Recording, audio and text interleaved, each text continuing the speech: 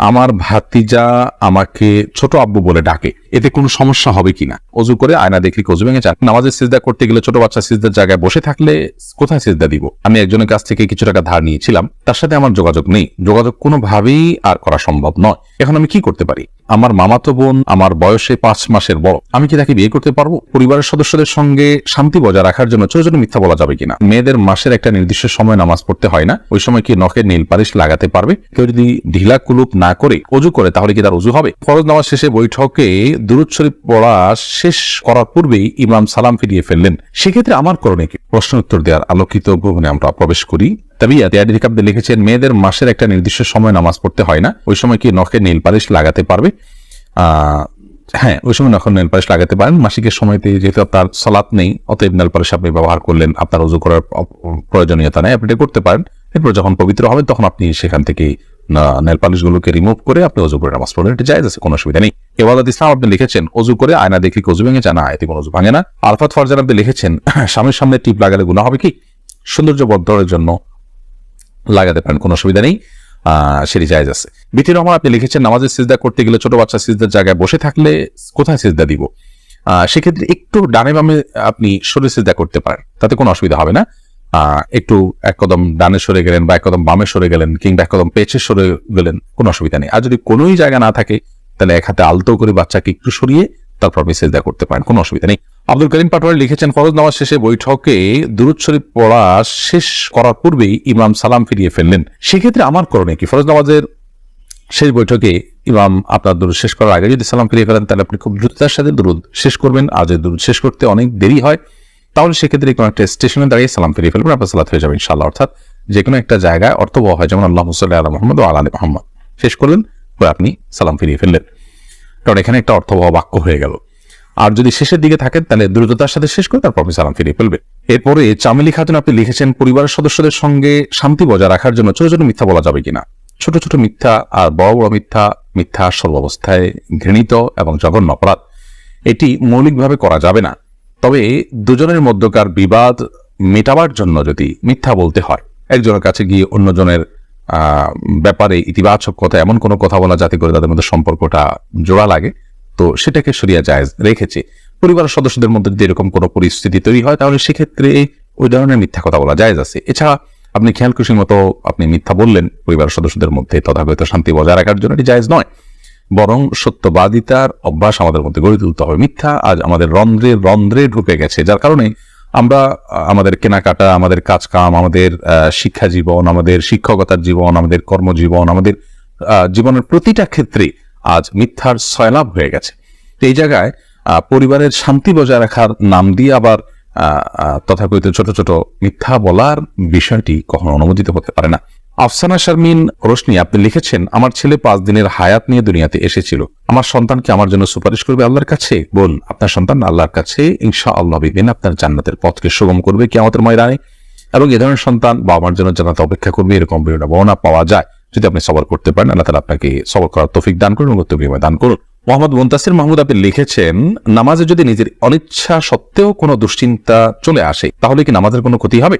নামাজের মধ্যে নিজের অনিচ্ছা সত্ত্বেও যদি দুশ্চিন্তা আসে তাহলে সেক্ষেত্রে এই দুশ্চিন্তা ফলশ্রুতিতে একজন মানুষ গুনাহগার হবেন না, বিশেষ করে যদি একান্তই অনিচ্ছায় আসে। কিন্তু সেটাকে যদি কন্টিনিউ করতে থাকেন তিনি, অর্থাৎ ভাবতেই থাকেন, ধরুন দুনিয়ার কোনো বিষয় মনে পড়লো আপনার জন্য যেটা দুশ্চিন্তার, এরপর ওইটা নিয়ে আপনি নামাজের মধ্যে ভাবতেই থাকলেন, তাহলে সেটা অবশ্যই আপনার জন্য গুনাহের বিষয় হবে এবং নামাজের আপনার যে প্রাণ সেটাকে নষ্ট করবে। হঠাৎ কোনো দুশ্চিন্তা হলো এবং মুহূর্তের মধ্যে সেটাকে আপনি ভুলে গিয়ে সালাতে মনোযোগী হয়ে গেলেন, তাতে কোনো অসুবিধা নেই, এটা ইচ্ছার বাইরে হয়েছে। আর আখিরাত নিয়ে, আল্লাহর ভয়, কবরের আযাব, এই জাতীয় বিষয় নিয়ে যদি আপনার দুশ্চিন্তা হয় সেটা তো খুব প্রশংসনীয় বিষয়, কারণ সেটা আপনার সালাতকে আরো বেশি আপনার আল্লাহর কাছে গ্রহণযোগ্য করবে ইনশাআল্লাহ। শারমিন আক্তার আপনি লিখেছেন আমি একজনের কাছ থেকে কিছু টাকা ধার নিয়েছিলাম, তার সাথে আমার যোগাযোগ নেই, যোগাযোগ কোনোভাবেই আর করা সম্ভব নয়, এখন আমি কি করতে পারি? আপনি যদি তার সাথে যোগাযোগের কোনো সুযোগ না থাকে এবং যোগাযোগের কোনো সম্ভাবনা না থাকে তাহলে সেক্ষেত্রে ওই টাকাটা কোনো গরিব দুঃখীকে দান করে দিবেন তার তরফ থেকে, অর্থাৎ তার তরফ থেকেই ডোনেশন করে দিলেন, দান করে দিলেন, সবটা তার আমল নামায় যুক্ত হলেন, মাধ্যমে ইনশাআল্লাহ আপনি দায়মুক্ত হওয়ার চেষ্টা করতে পারেন। হাবিব রাজ আপনি লিখেছেন আমার মামাতো বোন আমার বয়সে 5 মাসের বড়, আমি কি তাকে বিয়ে করতে পারবো? দেখুন, যিনি বয়সে বড় তার সাথে বিবাহ বন্ধনে আবদ্ধ হওয়া মৌলিকভাবে জায়েজ আছে, এটি কোনো নাজায়েজ বা হারাম কোনো বিষয় নয়। আমাদের সমাজে এটাকে দোষণীয় মনে করা হয়, সেটা আমাদের সমাজের দোষ বলতে পারেন। শরিয়াত এটাকে যাকে আপনার নিষিদ্ধ করেনি, বিধায় বয়সে বড়র সাথে বিবাহ বন্ধনে আবদ্ধ হতে পারে। বিশেষ করে নবী করিম সাল্লাল্লাহু আলাইহি সাল্লাম তিনি নিজেও খাদিজা রাদিয়াল্লাহু তাআলা আনহাকে বিয়ে করেছেন, তখন খাদিজা রাদিয়াল্লাহু তাআলা আনহা বয়স তার চাইতে বেশি ছিল। তো এখান থেকে বোঝা যায় নিজের চাইতে বয়সে বড় কাউকে বিয়ে করাটা শরিয়াত দৃষ্টিকোণ থেকে মৌলিকভাবে অনুমোদিত। এটাকে দোষণীয় মনে করাটা বরং দোষের বিষয়। আমাদের শরিয়াতে এত ফ্লেক্সিবল রেখেছে বিষয়গুলোতে, অথচ আমরা সেগুলোকে অনেক বেশি আপনার সংকুচিত করে ফেলছি, এবং যার ফলশ্রুতিতে নানা রকমের অপরাধ প্রবণতা কিন্তু আমাদের সমাজে বেড়ে চলেছে। তারিমা আপনি লিখেছে, আমি প্রেম করে বিয়ে করেছি, হারাম সম্পর্ক করেছি, এখন কি করলে আল্লাহ আমার সংসার জীবনকে সুখের করবে, কোনো উপায় আছে কি? আমাদের দুদিন পর পর ছোট ছোট বিষয় নিয়ে অনেক ঝগড়া হয়, এখন আমরা কেউ কাউকে সহ্য করতে পারি না, এখন কি করলে আল্লাহ আমাদের শান্তি দিবেন, প্লিজ জানাবেন। বোন তারিমা, আপনারা আল্লাহর কাছে আগের কৃতকর্মের জন্য লজ্জিত হয়ে ধন্যবাদ ক্ষমা চাইবেন, চোখে পানি ফেলে মাপ চাইবেন যে আল্লাহ আমাদের অন্যার জন্য আপনি মাফ করেন, লজ্জিত থাকবেন।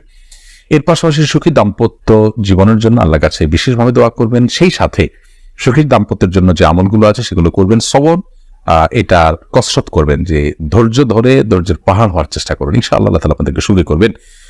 এ বিষয়ে আমাদের অনেকগুলো পরামর্শমূলক ভিডিও আছে, সেগুলো শুনতে পারেন। এমনি আলামিন লিখেছেন, কেউ যদি ঢিলা কুলুপ না করে অজু করে তাহলে কি তার অজু হবে? যদি পেশাবের পর পানি ব্যবহার করেন, তারপর আর পানি ফোটা পেশাব ফোটা না বাইর হয়, অজু হয়ে যাবে, ঢিলা করা তার জন্য ফরজ ওয়াজিব নয়।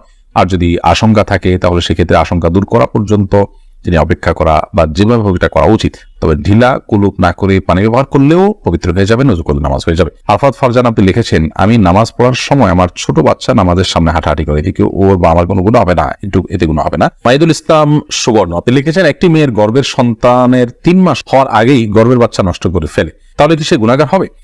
গর্ভের বাচ্চা নষ্ট করা সর্বাবস্থায় অপরাধের কথা, কিন্তু যদি সন্তানের মধ্যে হার্টবিট বা প্রাণ সঞ্চারিত হওয়ার আগেই আপনার কোনো এমন ওজরের ভিত্তিতে সেটি নষ্ট করা হয় যে ওজরটি শরীয়ত গ্রাহ্য, যেমন তার ফলশ্রুতিতে মার শরীর বা জীবনের মধ্যে হুমকি আছে, বা বড় কোনো বিপদ হতে পারে, বা বড় কোনো সমস্যা আছে, এরকম কোনো ওজরের ভিত্তিতে যদি এটা করে, তাহলে সেটা ক্ষেত্র বিশেষে ওজরের উপর নির্ভর করে সেটা জায়েজ হতে পারে।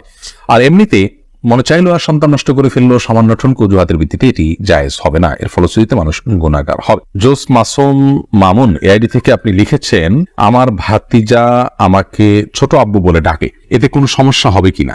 দেখুন, আপনার ভাতিজা যদি আপনাকে ছোট আব্বু বলে ডাকে তাহলে সেক্ষেত্রে মৌলিকভাবে কোনো অসুবিধা নেই, কারণ আমাদের দেশে অনেক এলাকাতে চাচাকে ছোট বাবা বলা হয়। ছোট বাবা বলা হয় এটা রূপক অর্থে, তাকে সত্যিকারের পিতা মনে করে বাবা বলা হয় না। মানে আম্মুর রাজুল ইসলাম ওয়াবি, একজন কারোর চাচা তার বাবার মতোই অনেকটা শ্রদ্ধার জায়গা থেকে এবং অন্য অনেক দিক থেকে, সেই জায়গা থেকে তাকে ছোট আব্বু বলার যে প্রচলন আছে, এই প্রচলনটা আপনার রূপক অর্থে বলা হয়, সেই অর্থেই প্রচলনটা আছে, যার কারণে এটাতে আপনার বাপ নয় তাকে বাপ ডাকার যে অপরাধ, সে অপরাধ বা সে গুনাহ এখানে হবে না, কারণ ওই উদ্দেশ্যে কেউ বলেও না এবং বাবা হিসেবে গণ্য